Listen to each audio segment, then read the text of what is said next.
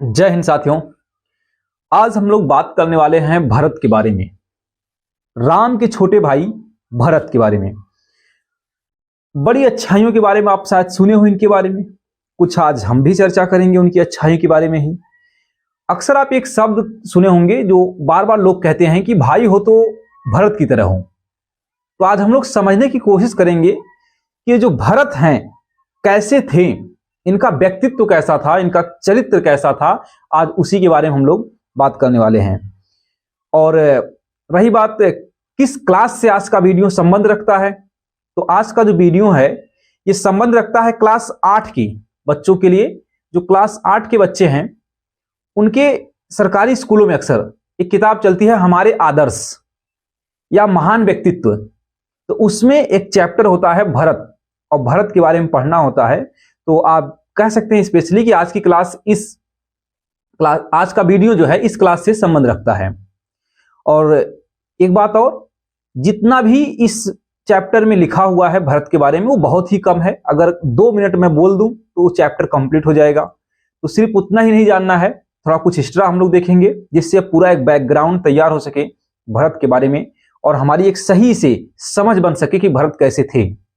तो बहुत चीजें ऐसी होंगी जो इस चैप्टर से बहुत ज्यादा आउट ऑफ होंगी।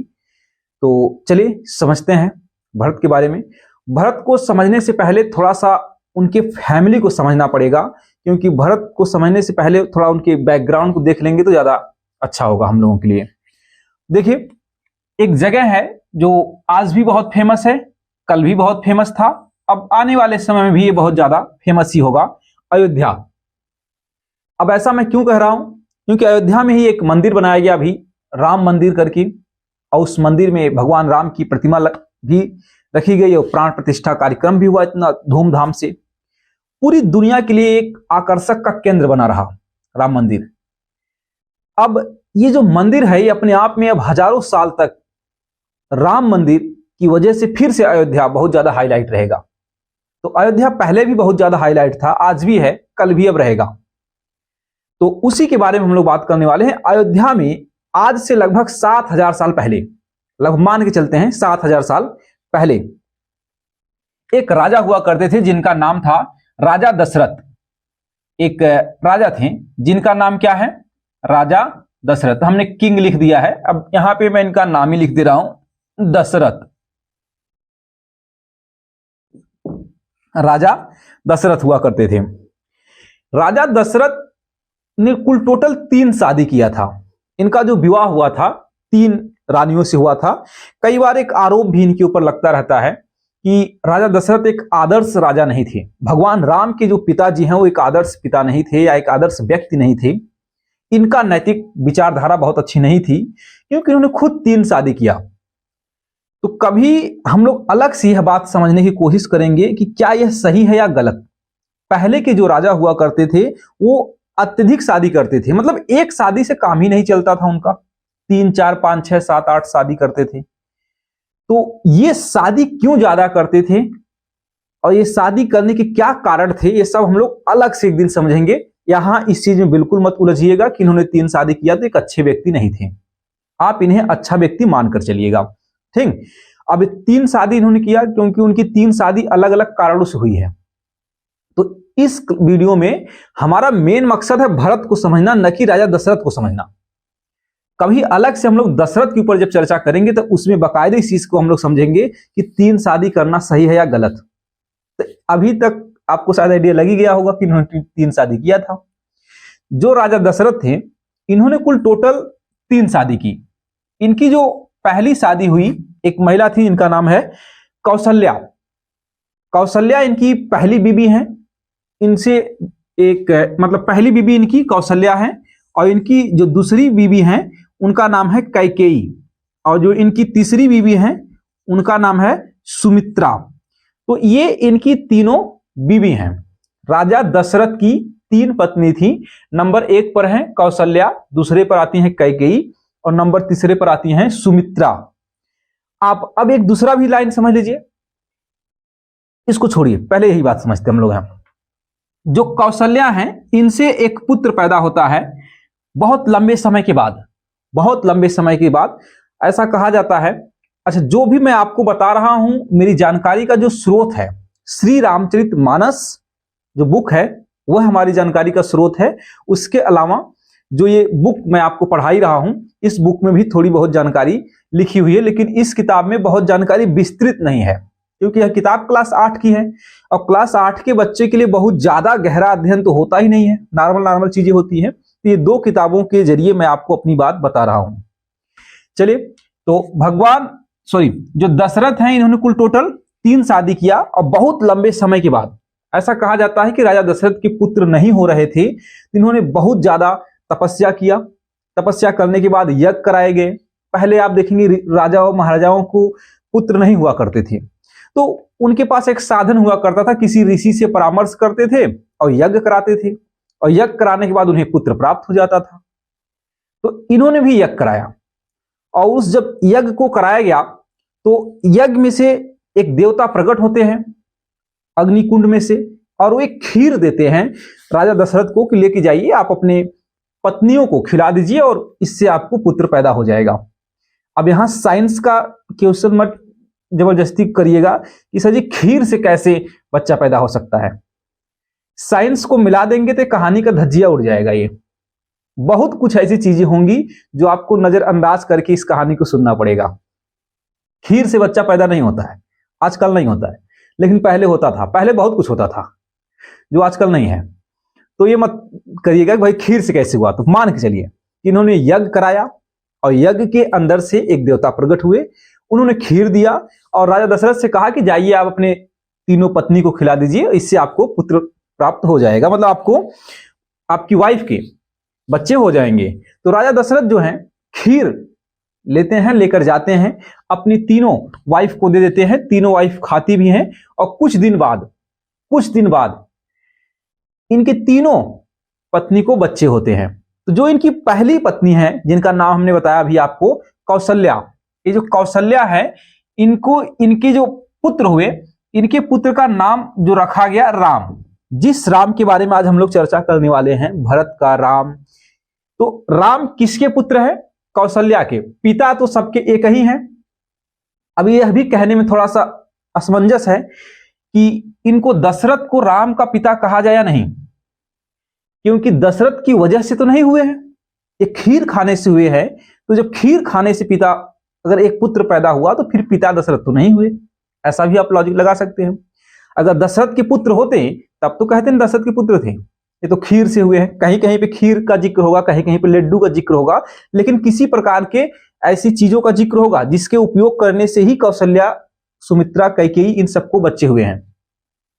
तो लॉजिकल चीजों को यहां पे ज्यादा ध्यान नहीं देना है। अगर लॉजिक से ही लगाएंगे हम लोग तो लॉजिक में बड़ी प्रॉब्लम होगी। फिर भरत का चरित्र, राम का चरित्र एक तरह से फिर डिस्कस में चेंज हो जाएगा, और हम लोग दशरथ और न तो राम न तो भरत इन सबको समझ नहीं पाएंगे।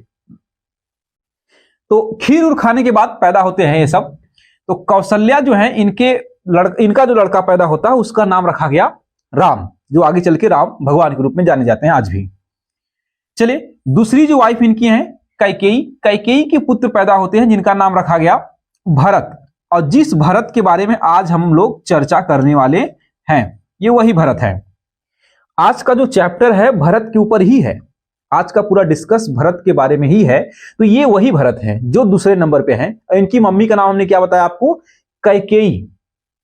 कौशल्या राम की मम्मी है और कैकेयी जो है भरत की मम्मी है। और ये जो देखिए सुमित्रा इनकी तीसरी बीवी है।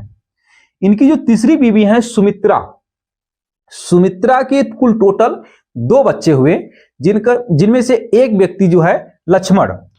एक व्यक्ति कौन है? लक्ष्मण। और दूसरा व्यक्ति जो है शत्रुघ्न। ये 2 बच्चे पैदा होते हैं सुमित्रा के। अब यहां तक तो आपको बात पूरी समझ में आई गई होगी कि कौन किसकी मां है, या कह सकते हैं कौन किसका पुत्र है। तो ये पूरी चीजें आपको समझ आई। सभी बच्चे पैदा हो चुके हैं। मैंने गूगल पे आज थोड़ा सा चेक करा कि राम कितने साल पहले पैदा हुए थे, तो एक डेट सामने आई निकल करके 10/1/5114। तो देखिए समझिए डेट क्या था। डेट आया 10 तारीख, एक ही था, हाँ एक ही है, और फिर 5114 BC, यही डेट आया। अब यह डेट कितना सही है और कितना गलत है ये मुझे नहीं पता है, मैं पहले ही बता दे रहा हूं। यह मैं डेट गूगल पर चेक किया था कि आज से राम कितने साल पहले पैदा हुए थे, तो यही हमारे सामने एक डेट आया। तो मैं वही डेट आपको बता रहा हूं। ये डेट कितना करेक्ट है या गलत है ये हमें को नहीं पता है, हम गूगल का ये इंफॉर्मेशन आपको दे रहे हैं। 10 तारीख और पहला ही महीना है, जनवरी कह सकते हैं। जनवरी कह क्या सकते हैं, आज के कैलेंडर के अकॉर्डिंग तो जनवरी ही हुआ। और अपने टाइम जब मुझे पता चला तो टाइम जो था 12:05 पे, 12:05 पर पैदा हुए हैं राम, ये इनका टाइम है। अब देखिए 5114 बीसी है, इसमें अगर 2014 हम लोग 2024 जो भी चल रहा है, अगर 2024 को हम लोग इसमें ऐड कर दें 2024, तो यहां पे क्या हो जाएगा 8, यहां पे 3 1 और यहां पे कितना हो जाएगा 7। अब देखिए 7138 वर्ष पहले की कहानी है।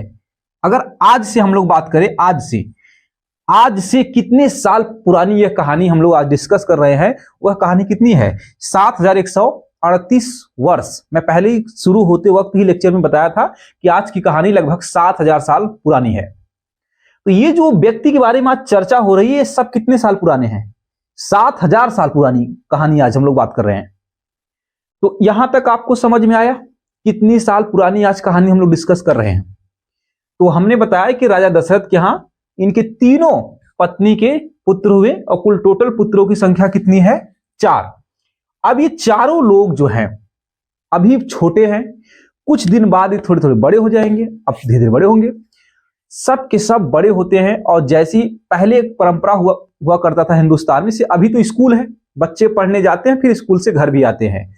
पहले ऐसा नहीं था, पहले गुरुकुल था।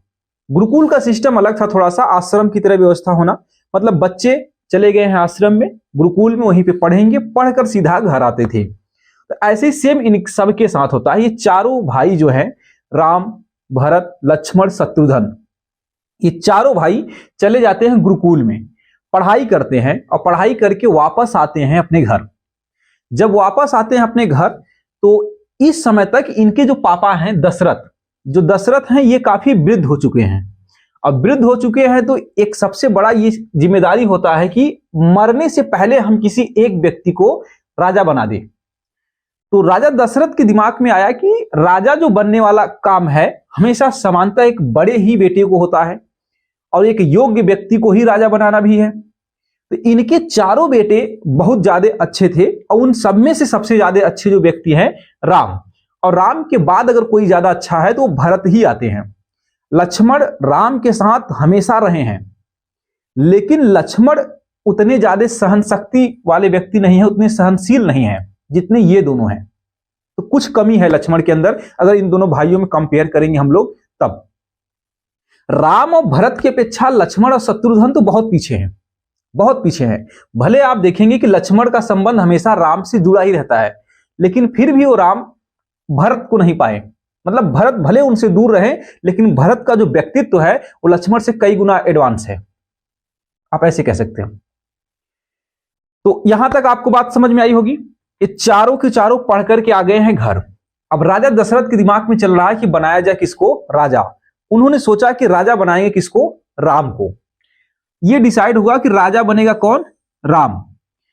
सब कुछ हो गया, हर जगह यह चर्चा हो गई कि अब राजा बनने वाले हैं राम, राजा राम बनेंगे। अब इसी समय एक महिला थी जिसके मन में बहुत ज्यादा तकलीफ था, बहुत दुख था उसे, और वह महिला जो है उसका नाम है मंथरा। मंथरा ये है मंथरा। ये वही महिला है जो पूरा इस कहानी में मेन भूमिका निभाने वाली अब इसकी एंट्री हो चुकी है मंथरा का। मंथरा के बारे में बहुत कुछ पहले से है, इसका थोड़ा सा स्वभाव सही नहीं था। यह महिला जो है बुराई करने वाली है और ज्यादातर यह महिला जो है संपर्क में रहती है किसके, कैकेयी की, और भरत को पाल पोस कर यही बड़ी की है। यह एक नौकरानी है, एक दासी है और हमेशा से कैकेयी के पास ही रहती है, और जब भरत पैदा हुए तब से उन्हीं को यह पाल पोस करके बड़ी की है। जब ये बड़ी की तो इसका थोड़ा सा लगाव भरत के साथ ज्यादा है और कैकेयी से इसका ज्यादा संबंध है, तो हमेशा कैकेयी के पास ही रहती है। और जब ये घोषणा हुआ कि अब राम बनेंगे अयोध्या के राजा, तो मंथरा को इस बात से बहुत तकलीफ था। ये नहीं चाहती थी कि राम बने, राजा बने भरत। इस वजह से इसने चढ़ा बढ़ा दिया किसको, कैकेयी को। मंथरा ने कैकेयी के पास आकर के दुनिया भर की बातें कही, इसको चढ़ाई बढ़ाई। चढ़ाने बढ़ाने के जो पीछे का कारण था, ये चाहती थी कि भरत बने, इनको राम नहीं पसंद थे, मंथरा को राम पसंद नहीं थे, इसलिए चाहती थी कि भरत बन जाए राजा। अब भरत राजा बनेगा तो कैकेयी का सामाजिक स्तर बढ़ जाएगा, क्योंकि हालांकि भरत की तो सभी मम्मी हैं, लेकिन ओरिजिनल मम्मी तो कैकेयी है। तो जैसे ही भरत राजा बनेंगे तो कौशल्य जो ये कैकेयी हैं, इनका स्तर बढ़ जाएगा, और इनका स्तर बढ़ जाएगा तो इनसे जो ये इनकी दासी है, तो अचानक इसका भी स्तर बढ़ जाएगा। तो आप कह सकते हैं कि हम मंथरा का एक व्यक्तिगत लाभ है, उस व्यक्तिगत लाभ के लिए यह ऐसा करवा रही है। तो ये बहुत ज्यादा इसके ऊपर प्रेशर करती है, कैकेयी के ऊपर चढ़ाती बढ़ाती है कि नहीं राम बन जाएंगे तो भरत छोटे हो जाएंगे और छोटा रह करके जीवन व्यतीत करेगा, पूरे जीवन भर गुलामी वाली एक फीलिंग के साथ जिएंगे।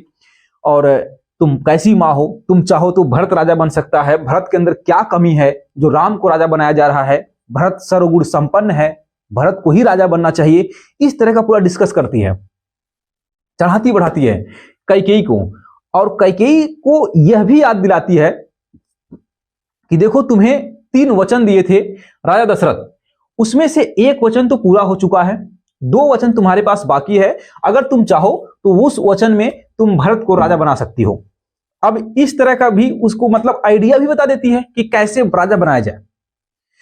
अब इसके मन में पहली बार एक चीज आता है कि हां, राजा भरत को बनाया जा सकता है। अब एक यहां से एक चीज समझिए, जो कैकेयी हैं, कैकेयी को मंथरा द्वारा हमेशा ये दिखाया जाता है, मतलब ऐसा समझाती है, ये बताती है मंथरा कि देखिए जो भरत हैं, अगर ये राम राजा बन गए तो भरत को बहुत ज्यादा कष्ट होगा, भरत एक नीचे दबे रह जाएंगे, किसी छोटे मोटे पद को जीवन भर लेकर के जीते रहेंगे, राजा नहीं बन पाएंगे, ऐसा चढ़ा बढ़ा देती है।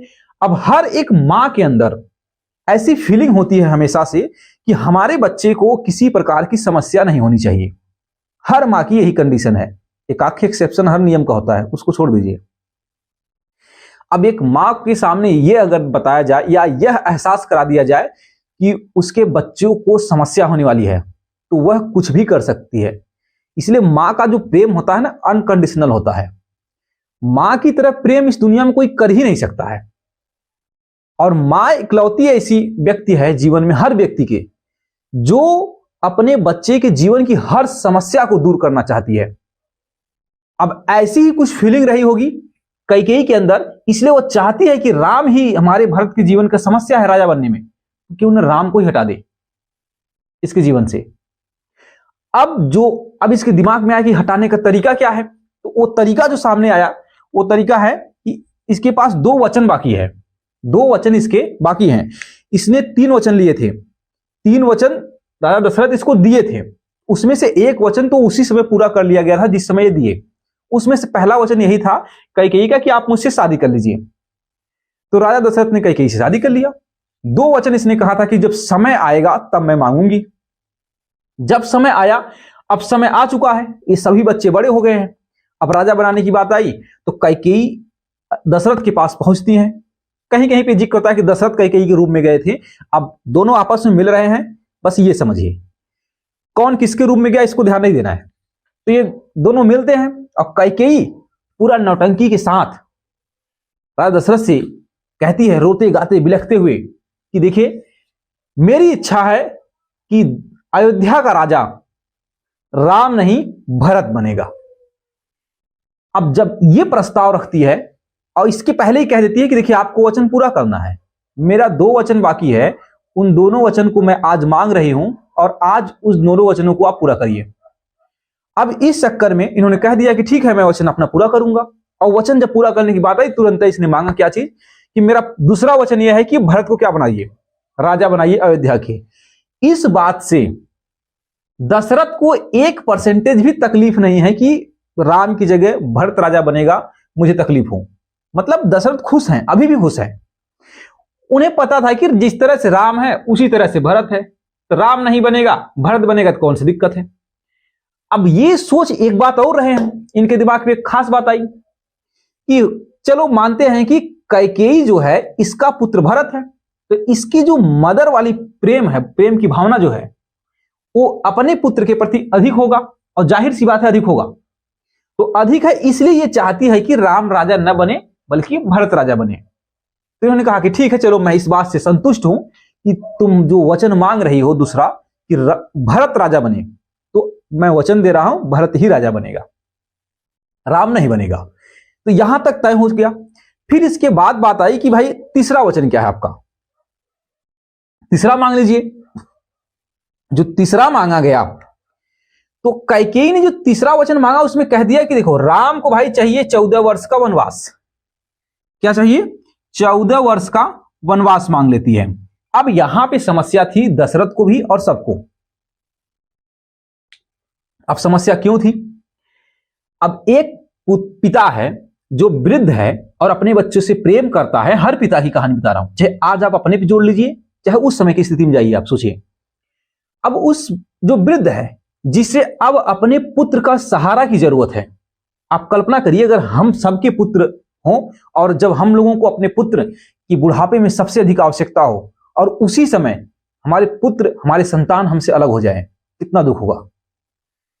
अभी हम लोग छोटे हैं, अगर हमारे जीवन से मम्मी पापा को हटाया जाए तो कितना दुख होगा। मतलब जब हम छोटे होते हैं तो जिस तरह हमें मम्मी पापा की बहुत ज्यादा आवश्यकता होती है, उनके बगैर कुछ भी संभव नहीं होता है, उसी तरह एक जब व्यक्ति वृद्ध होता है तो वृद्ध होने के बाद उसके संतान ही उसके सब कुछ होते हैं।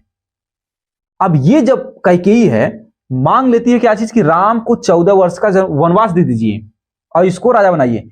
इस राजा बनाने से इन्हें आपत्ति नहीं है, लेकिन इन्हें 14 वर्ष के वनवास से आपत्ति है कि भाई ये कौन सा बात हुआ, आप कुछ और मांगिए। इसमें एक बेटे को आप सिंहासन मांग रही हैं और एक दूसरे बेटे के लिए आप वनवास मांग रही हैं। इस जगह पे कैकेयी कहती है कि देखिए आपको अपने वचन से नहीं हटना है, आप क्षत्रिय हैं और क्षत्रिय धर्म का पालन करिए, रघुवंशी हैं, इस तरह से बातें कहती है। और रघुवंशियों में एक कहावत चली आई, प्राण भले जाए पर वचन न जाए, और जब प्राण भले जाए वचन न जाए इस चक्कर में वचन पूरा करिए। अब इस तरह से रोते बिलखते हुए राजा दशरथ अपने रूम में चले जाते हैं और फिर अगले दिन ही पता चलता है राम को कि मम्मी जो कैकेयी हैं इनके द्वारा 2 वचन मांगा गया था कल, और उसमें एक वचन यही है कि भरत को सिंहासन दे दिया जाए और दूसरा वचन कि मुझे 14 वर्ष के लिए वनवास जाना है। इतना जब तय हो गया, इतना तय होने के बाद राम जो है, राम अब यहां से देखिएगा ध्यान से, राम सोचते हैं कि चलिए अब वचन तो हो ही गया है, अब जाना ही है, पापा का वचन है तो हमको जाना ही होगा। यहां से आप एक चीज समझिए जो सीखने वाली बात है। पहली चीज तो जिंदगी में कभी किसी को वचन दीजिए मत, कभी किसी को भी इस तरह का वचन न दे, नहीं तो ऐसे ही कभी कोई मंथरा किसी कैकेयी को चढ़ा बढ़ा सकती है और पूरा कहानी पलट सकती है। कभी किसी को वचन न दे, यदि आप वचन दे रहे हैं तो उस वचन को उसी समय पूरा करा लिए जाए। जैसे अगर राजा दशरथ जिस समय तीनों वचन उसको दिए थे उसी समय अगर तीनों वचन कंप्लीट कराए होते तो क्या आज ये जो चीज हो रहा है वो हो पाता? नहीं। इसलिए वचन उधार मत रखिए, नहीं तो कब वह वचन कितनी बड़ी समस्या के रूप में आपके सामने प्रेजेंट हो जाए इस बात की कोई गारंटी नहीं। यह कहानी उसी का उदाहरण है। चलिए ये सीखने वाली बात थी, इसको सीखिए और फिर आगे बढ़ते हम लोग। राम चले जाते, राम तैयार हुए कि भाई चलते हैं। अब अगले दिन जब राम जाने वाले थे इसी समय इनकी वाइफ, अब देखिए सीता जो है इनकी पत्नी ये भी है, अब राम का विवाह हो चुका है। हमने इस कहानी में इस तरह के राम के बारे में कुछ बात नहीं हो रही है, सीधा हम लोग आने वाले भरत पर है।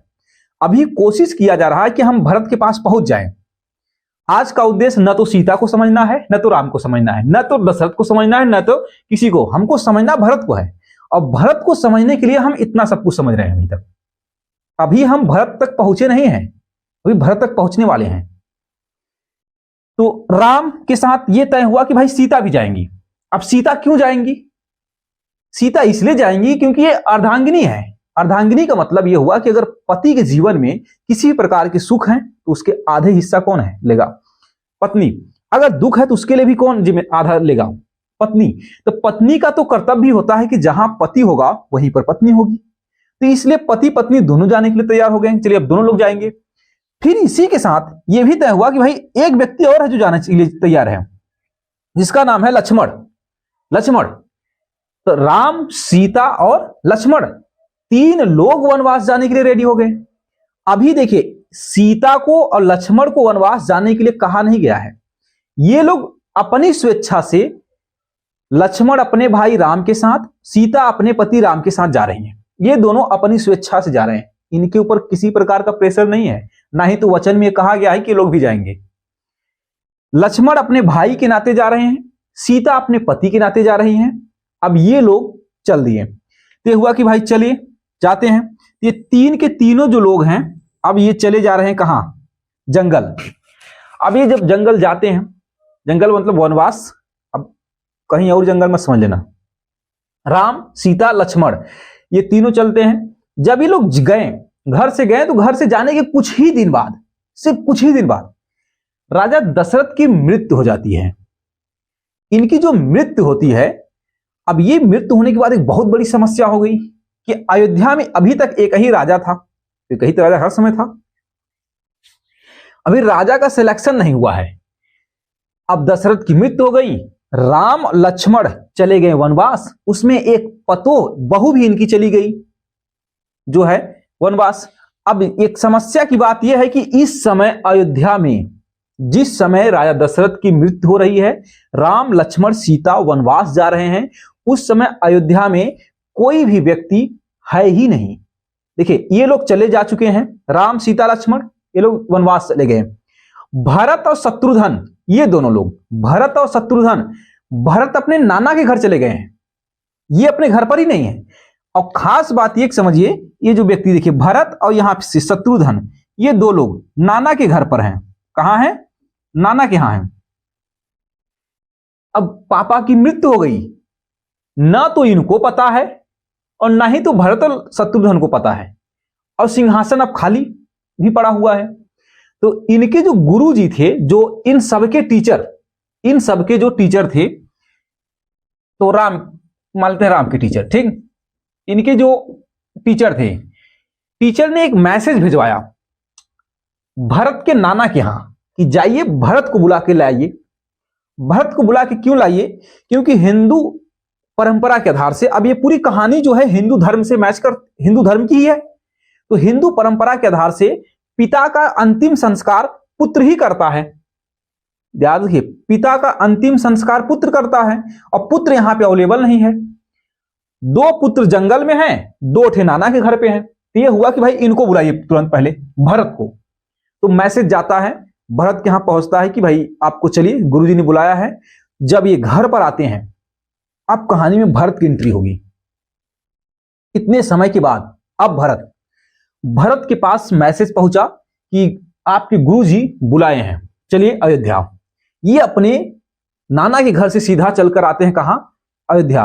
और जैसे ही अयोध्या आते हैं, और जब ये आते हैं अपने महल पर, तो महल पे जैसे ही पहुंचते हैं और तुरंत सामने इनकी मम्मी खड़ी होती हैं। और जैसे ही इनकी मम्मी खड़ी होती हैं, तुरंत एक सवाल इनके दिमाग में आता है भरत के, इनकी मम्मी से। अब इनका सवाल देखिए क्या पूछते हैं। भरत जैसे ही आए, अपने महल पे पहुंचे, और पहुंचते ही वहां पर इन्होंने मम्मी से पूछा कि क्या कारण आज है कि कौशल्या और सुमित्रा मम्मी नहीं आई। जब भी मैं कहीं से भी आया हूं, कहीं से भी, तो तीनों मां मुझे एक साथ स्वागत करने के लिए या रिसीव करने के लिए एक साथ आती हैं। आज आप अकेले क्यों आई? कौशल्या मम्मी कहां है? सुमित्रा मम्मी कहां है? यहां से एक चीज समझ में आता है कि भरत के अंदर पारिवारिक प्रेम बहुत ज्यादा जबरदस्त रहा होगा। भरत की मां उनके सामने खड़ी है, लेकिन भरत पूछ रहे हैं अपने उस मम्मी को भी, जो उस फैमिली के मेंबर हैं, मां ही सब हैं। यहां से भरत के पारिवारिक प्रेम का संबंध समझ में आता है कि भरत कहीं न कहीं पूरे फैमिली से बहुत ज्यादा प्रेम करते थे, और वो हमेशा सबको एक साथ देखना चाहते थे।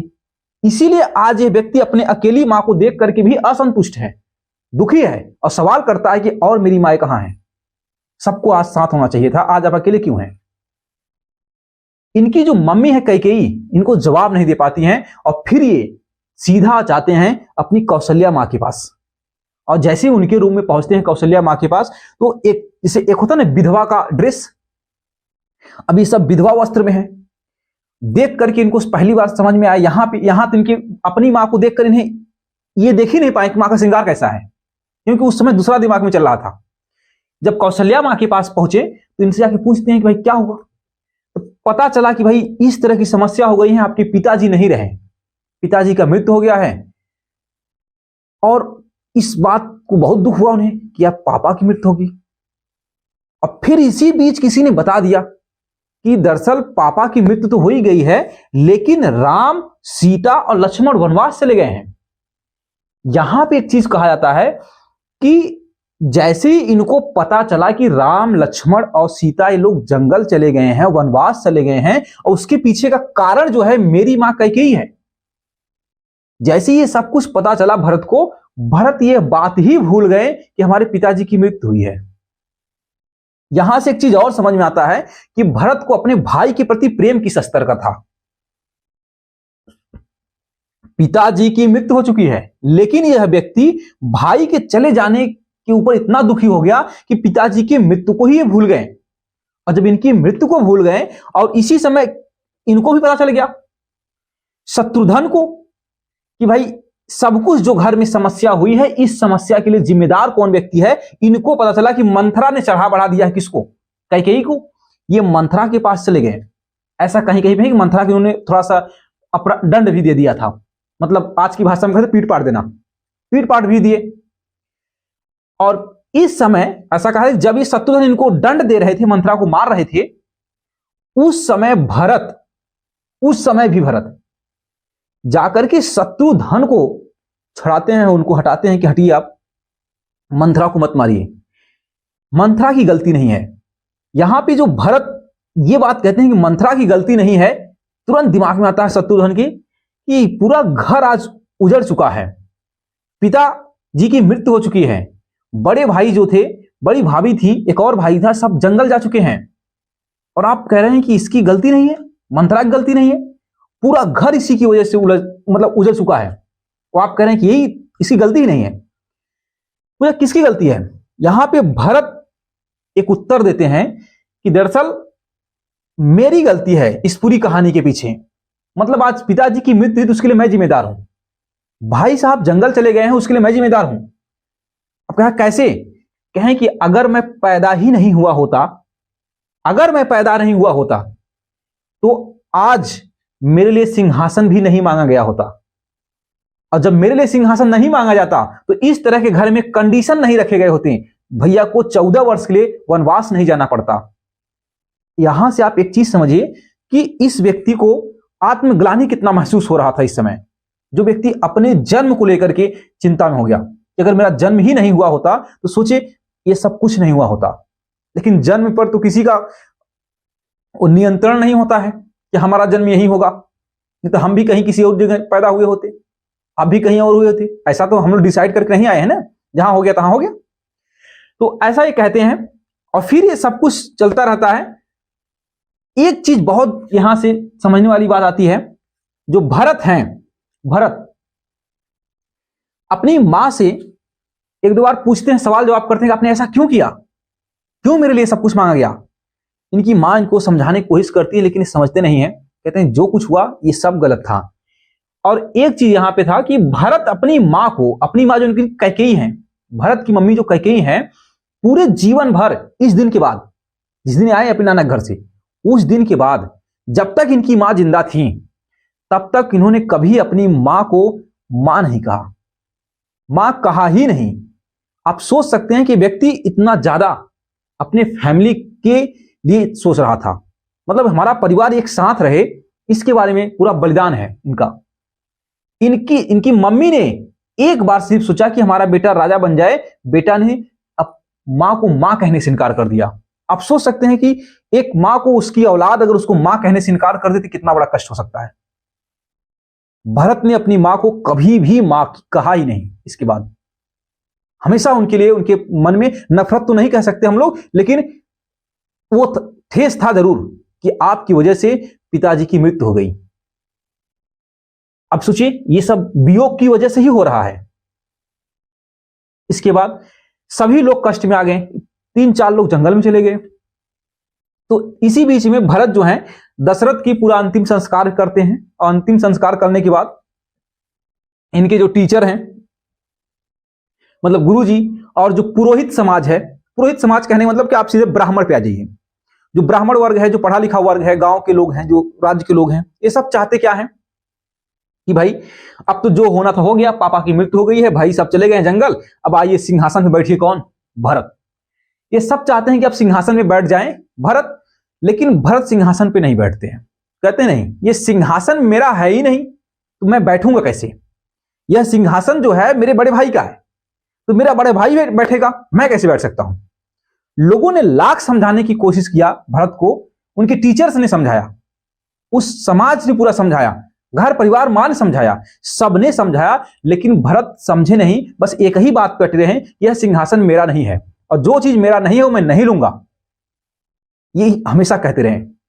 बाद में ये लोगों ने कहा कि आपके पिताजी की आज्ञा है कि आप राजा बने। उन्होंने कहा कि वो आज्ञा दरअसल हमारे पिताजी की जो इच्छा थी, राम बने। आज्ञा का होना अलग है और इच्छा का होना अलग है।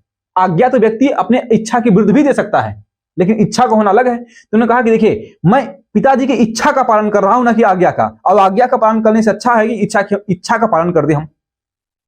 इच्छा होना और आज्ञा होना दोनों अलग अलग चीज है।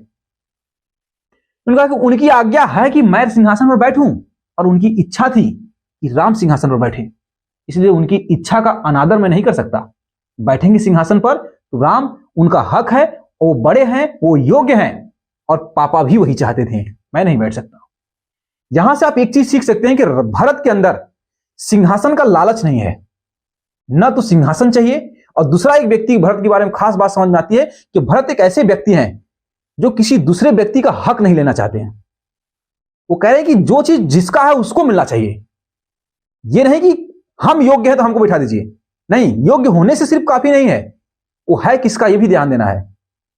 तो यहां पे योग्यता तो इनके अंदर कमी नहीं है, भरत के अंदर योग्यता की कमी है ही नहीं। योग्य होने की वजह से भी इग्नोर कर रहे हैं, कह रहे हैं कि नहीं, योग्य होना ही सिर्फ काफी नहीं है, वो चीज होना भी चाहिए मेरी, वो चीज ही मेरी नहीं है, सिंहासन मेरा नहीं है और मैं नहीं लूंगा। लोगों ने पूरा समझाने की कोशिश किया भरत को, लेकिन वो समझे ही नहीं, अंतिम बिंदु तक नहीं समझे। यही चलता रहा कि हम नहीं बैठेंगे तो नहीं बैठेंगे, और किसी भी कंडीशन में नहीं बैठेंगे। फिर यह तय हुआ कि भाई अब क्या किया जाए। तो भरत ने कहा एक काम करिए, बताइए भैया गए कहां हैं, मैं जाऊंगा उनसे मिलूंगा और उन्हें मना करके लेकर आऊंगा और उन्हें गद्दी बैठाऊंगा। लोगों ने कहा कि वो आएंगे भी नहीं, जिस तरह से आप अपने वचन पे अटल हैं वो भी अपने वचन पे अटल हैं, कुछ होगा नहीं, आप बैठिए चुपचाप। लोगों ने लाख कोशिश किया, लेकिन बोले नहीं चलेंगे। अब ये अंतिम में तय हुआ कि चलिए एक काम करते हैं, राम से मिलकर ही आते हैं। इस बीच में कुछ दिन बीत चुके थे। अब एक कहानी तो मैं अभी 1 घंटे में आपको समझाने की कोशिश कर रहा हूं, लेकिन इसमें कहानी में समय लग रहा है। अब इस बीच में राम काफी दूर चले जा चुके हैं, ये अयोध्या से चित्रकूट पहुंच गए हैं। अयोध्या से चित्रकूट की जो दूरी है, मैंने डिस्टेंस इसमें निकाला था, तो 273 किलोमीटर आया था यहां से, अयोध्या से चित्रकूट 273। अभी अभी डाटा जो है मैंने गूगल मैप से सर्च किया था तो उसमें मिला चित्रकूट की दूरी। तो ये इतने दूर पर अब है, 273 किलोमीटर दूर पर पहुंच गए हैं। कहां? राम चित्रकूट में है। तो ये तय हुआ कि भाई राम जो है चित्रकूट में है, अगर आपको मिलना है तो आप चित्रकूट चलिए। फिर तो ये हुआ कि ठीक है चित्रकूट चलते हैं। अब भरत जो है अपने पूरे फैमिली को लिए, अपनी माता जी को लिए और अपने कुछ जो इनके सेनापति थे या सेनाओं थी उनको लिए, और चल देते हैं कहां? चित्रकूट। अब चित्रकूट अब जाते हैं तो कुछ दूर तक थे, पहले रथ से जाते हैं। अब इसके पीछे की बहुत लंबी कहानी है, उसको छोड़ते हैं हम लोग। कुछ दूर रथ से जाते हैं, कुछ दूर पैदल जाते हैं, और फिर अंतिम में पैदल उनके पास पहुंचते हैं। जब ये पैदल पहुंचते हैं तो इनके यहां तक पहुंचने में 3-4 दिन का समय भी लग गया। 3-4 दिन का समय लगा है, ऐसा नहीं कि आज बैठे चल दिए। अब 273 किलोमीटर है, 300 मान के चलिए। अगर 80-90 किलोमीटर पर डे भी चलेंगे तब पर भी 2-3 दिन लगेगा। 2-3-4 दिन में पहुंचते हैं कहां? चित्रकूट। और चित्रकूट जब पहुंचे थे, इनके पहुंचने तक के बीच में कई नदियां आ जाती हैं, मतलब कई नदियों को क्रॉस करके पहुंचते हैं राम के पास। उसके बीच में जो नदियों का जिक्र होता है, जैसे एक नदी है तमसा नदी, तमसा, और एक नदी है गंगा नदी, और एक नदी है सई नदी, और एक गोमती भी नदी है। ये सब नदी बीच में रास्ते में आती हैं। तमसा नदी, गंगा नदी, सई नदी, गोमती नदी, ये सब नदी बीच में आती हैं। इन सभी नदियों को ये क्रॉस कर करके पैदल ही चल करके आते हैं अंतिम में। और इसी बीच में एक व्यक्ति इनसे मिल जाता है। एक उस व्यक्ति के बारे में थोड़ा जान लीजिए, जिनका नाम है राजा निषाद राजगु। ये जो निषाद हैं, अब निषाद जो है, आजकल तो निषाद हिंदुस्तान में क्या, यूपी में तो मल्लाह को कहते हैं। जो मल्लाह के वर्ग के लोग नहीं है, निषाद, ये लोग टाइटल लगाते हैं। जो मल्लाह हैं ये टाइटल लगाते हैं निषाद, तो ये मल्लाह ही जाति के राजा हैं। निषाद की दोस्ती थी राम से, और राम जब वनवास गए तो निषाद को ये बात पता चल गई थी कि भाई इन लोगों ने निकाल दिया है घर से। निषाद को लगा बीच के रास्ते, जब ये भरत जा रहे थे सेना उना के साथ, निषाद को लगा कि लगता है भरत सनक गया है दिमाग से। ये एक तो पहले अपने भाई घर से निकलवा दिया, और ऊपर से कहीं जंगल में जाके मारपीट न दे। इस आदमी के दिमाग में कंफ्यूजन था। अब ये आदमी सेना लेके अपना सामने खड़ा हो गया भरत के, भाई क्या करने जा रहे हो बताओ, अगर मार करना है तो पहले मार हमसे करो, फिर इसके बाद फिर राम से करना। इनको डाउट था कि लगता है ये मार पीट ना दे जाके अपने भाई को। और इनको, क्योंकि बाहर के घर के बाहर के लोगों को तो ये लग रहा था ना कि भरत भी मिला होगा इस पूरी कहानी में। भरत को इस बात का भी टेंशन था कि भैया को ये ना लगता हो कि हमारी वजह से सब कुछ हो गया। जबकि ये जब कहानी हो रही थी, जिस समय इनकी मम्मी भरत को राम को वनवास मांगी थी, भरत को सिंहासन के लिए मांगी थी, भरत घर पर ही नहीं थे। भरत चले गए थे नाना के घर, वहां पर थे। अब सोचिए, तो ये भाई साहब आर्मी लेकर अपना तैयार कि भाई अब युद्ध होगा, अगर मारना पीटना है तो। बाद में जाते हैं, भरत समझाते हैं कि देखिए मेरा ऐसा कुछ इरादा नहीं है, आप कंफ्यूजन में हैं, मैं अपने भाई से मिलने जा रहा हूं, और ये कारण है, मुझे गद्दी फद्दी नहीं चाहिए, मैं अपने भाई को ले जा रहा हूं, गद्दी बैठाऊंगा। निषाद बहुत खुश हुए, यार आदमी अच्छा है, ये सही है। और फिर भरत और निषाद दोनों लोग जाते हैं कि चलो हम भी चलेंगे साथ में। कुछ लोग कहते हैं कि निषाद के मन में डाउट था, निषाद के मन में डाउट था कि भरत झूठ बोल रहा है हमारे सामने, और हो सकता है रास्ते में जाके युद्ध कर ले, इसलिए निषाद साथ गए। और कुछ लोग कहते हैं नहीं, भरत के जब कहने पर निषाद को डाउट क्लियर, मतलब डाउट खत्म हो गया, तो निषाद के मन में भी इच्छा जागी कि हम भी चलते हैं, इसी वक्त मिल ही लेते हैं अपने मित्र राम से। निषाद जो है राम के दोस्त हैं। तो फिर दोनों लोग जाते हैं और पहुंचते हैं चित्रकूट में, जो वहां का आश्रम है, वहां जाके पहुंचते हैं। वहां की जो कुटिया थी बनाई गई थी, उसमें ये लोग थे, राम सीता लक्ष्मण थे, और वहां पर थे। वहां पे जाके मिलते हैं राम से, भरत मिलते हैं। जब भरत मिलते हैं तो भरत अपना चेहरा नहीं दिखाते हैं राम को, अपना फेस उनको नहीं दिखाते हैं। उसके पीछे का जो कारण बताया गया कि भरत के मन में लज्जा थी कि हमारी मां ने ऐसी गलती की है जिसकी वजह से आपको आज जंगल में है। मतलब उस व्यक्ति को कितना दुख था, आत्मग्लानि थी भरत के मन में कि जो कुछ आज आप समस्याओं को झेल रहे हैं, एक राजा के पुत्र होकर के और बड़े योग्य होकर के, बुद्धिमान होकर के, और आज आप जंगल में हैं एक मेरी मां की वजह से।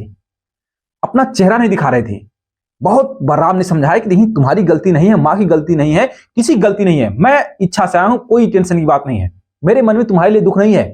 राम ने पूरा समझाया। भरत ने एक ही चीज कहा कि दुख नहीं है तो चलिए मेरे साथ, गद्दी पर चलिए बैठिए, तब मैं मानूंगा। अब यहां पे सामने सवाल आ गया कि यार कैसे जा सकता है राम गद्दी के लिए? एक तरफ वचन है, अब एक इनके जो पापा हैं वचन निभाने के चक्कर में जान दे दिए हैं, और ये व्यक्ति अगर गद्दी के चक्कर में फिर वापस चला जाए तो फिर मतलब क्या निकला? वचन भी टूट जाएगा और पिता भी चले गए हैं। तो अब जब पिता चले गए हैं तो वचन को रखा जाए, कम से कम एक चीज तो मिल जाए। नहीं तो बाद में लोग इतिहास इनका जब लिखा जाता तो क्या लिखते हैं हम लोग, जो इतिहासकार लिखते हैं फिर लिखते हैं ना कि राम बदल गए, दोनों तरफ से लॉस हुआ, वचन भी टूट गया और पिताजी भी चले गए। तो कम से कम पिताजी चली गए हैं तो वचन की तो रख लिया जाए, वचन का इज्जत रख लिया जाए। ये समझाई देखो हम नहीं आएंगे, तुम जाओ, और मेरी अब आज्ञा तुम्हें है, मैं तुम्हें आदेश देता हूं। भरत को कहते हैं राम, जाओ और तुम अयोध्या का राजा बनो और गद्दी संभालो। और मैं अब आऊंगा उसी कंडीशन में जब मेरा 14 वर्ष बीत जाएगा तब। इतना समझाते हैं। अंतिम में भरत को भी लगा कि मैं भी अपने जिद पर हूं, पिताजी भी अपने जिद पर ही थे और ये भी अपने जिद पर ही है, कुछ नहीं होगा।